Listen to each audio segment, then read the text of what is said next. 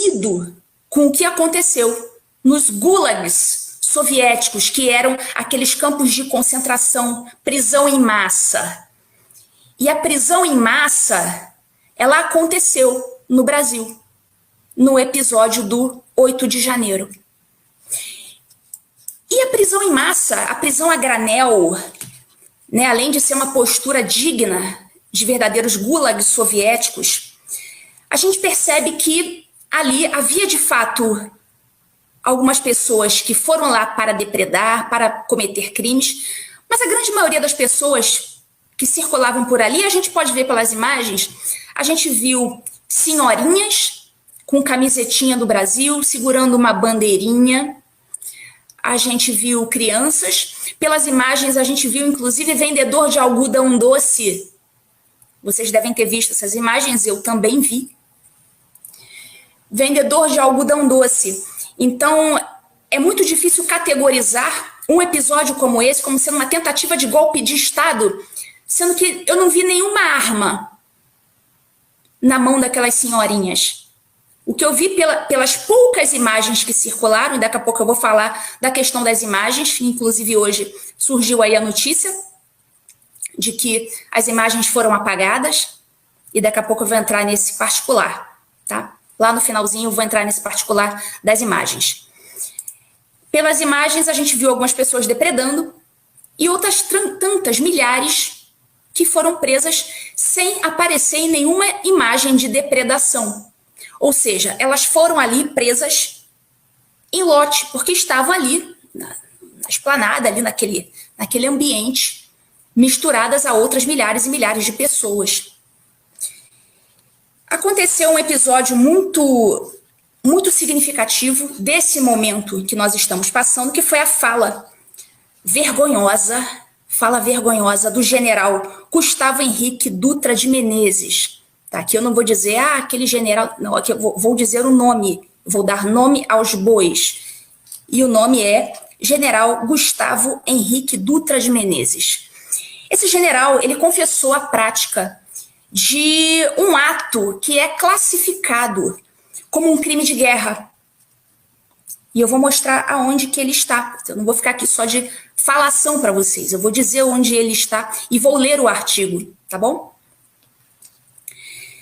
Ele confessou a prática desse ato classificado como um crime de guerra, chamado crime de perfídia.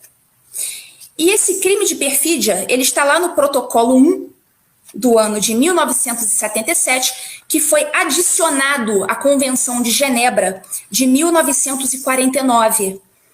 E esse protocolo 1, ele ingressou no direito brasileiro em 1993, com o decreto número 849 de 93. Ou seja, o crime de perfídia, que é um crime de guerra, esculpido aí na Convenção de Genebra, que entrou no ordenamento jurídico brasileiro por meio desse decreto, ele é considerado o mais vergonhoso crime de guerra que se possa imaginar. É o mais desonroso. É a desonra militar por excelência. E pelas palavras do general Gustavo Henrique Dutra de Menezes, foi isso que aconteceu, porque ele falou o seguinte, abre aspas, para o general: Havia em algumas pessoas um nível de fanatismo, um nível de transe. E quando nós isolamos as praças, as pessoas estavam achando que estávamos fazendo isso para protegê-las. E elas foram dormir. Aí foi lá, quando elas acordaram, entraram no ônibusinho, entraram ali no transporte, achavam que estavam sendo encaminhadas a local seguro e estavam indo presas. Isso aí se enquadra perfeitamente lá no artigo 37 do referido protocolo 1 da Convenção de Genebra, que ele diz o seguinte, olha, esse artigo 37, eu vou ler, tá? Não vou tirar da minha cabeça, eu vou ler aqui para vocês e vocês podem chegar à conclusão de vocês. Proibição da perfídia, 2 pontos. É proibido matar, ferir ou capturar um adversário, valendo-se de meios perfídios. Constituirão perfídia os atos que, apelando para a boa-fé de um adversário e com a intenção de atraiçoá-lo, deem a entender a este que ele tem direito à proteção ou que ele está obrigado a concedê-la em conformidade com as normas de direito internacional aplicáveis nos confrontos armados. Fecha aspas para o protocolo 1, artigo 37 da Convenção de Genebra. Portanto, existe aí algo muito desonroso que foi feito pelas Forças Armadas, conforme confessado pelo general Gustavo Henrique Dutra de Menezes.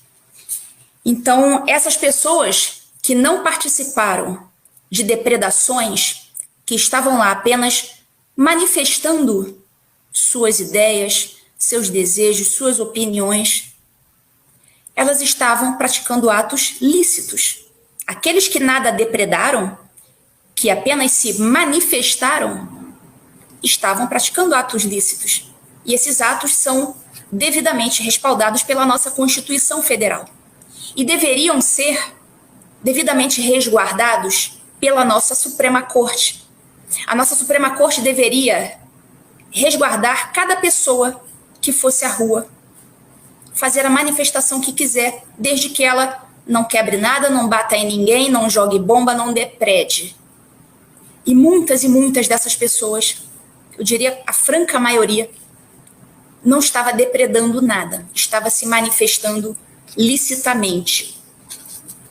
E foram enganadas e levadas à prisão por estarem se manifestando politicamente do lado errado, do lado contrário ao regime que hoje impera no Brasil.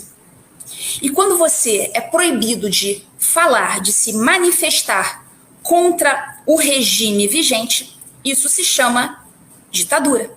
É isso que a gente conhece historicamente como sendo uma ditadura. Uma ditadura não é nada diferente disso.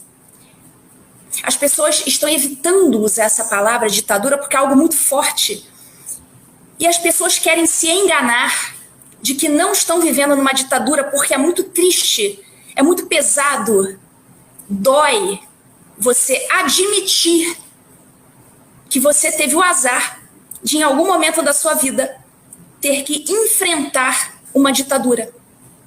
Então, muitas pessoas caem no auto-engano e ficam dizendo, não, a corda tá esticando, mas não, uma hora isso aí se resolve, a corda tá esticando. Não tem mais corda há pelo menos 4 anos. Quem está atento sabe muito bem disso. Inclusive, ultimamente, eu sequer tenho visto as pessoas utilizando essa expressão, a corda está esticando. As pessoas já pararam de usar essa expressão, eu não sei se vocês perceberam. Porque as pessoas já entenderam que não existe sequer mais corda. Então, a maioria, aos poucos, as pessoas vão absorvendo a ideia indigesta de que elas sim, elas deram o azar de, durante em algum momento das suas vidas, passar por algo indigesto, como uma ditadura.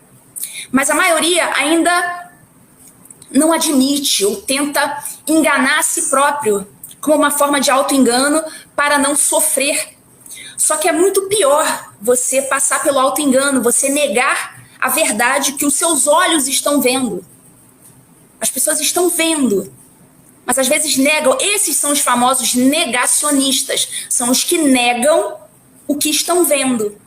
E aqueles que estão vendo a ditadura, estão enxergando a ditadura na sua frente e estão negando, são os verdadeiros negacionistas. São os negacionistas da ditadura. Aqueles que negam a ditadura que elas estão vendo, elas sabem perfeitamente que está ali, diante delas. Então, tivemos aí esse ato desonroso de perfídia pelas Forças Armadas. Todos aqueles que não foram baderneiros foram apenas se manifestar sua opinião, que não depredaram nada e foram presos. Essas são as verdadeiras vítimas. Na prisão em lote, na prisão a granel, típica de regimes soviéticos, não existe a chamada individualização das condutas. Não existe como ali, daquelas 1000 e tantas pessoas presas, em grande parte delas, na maioria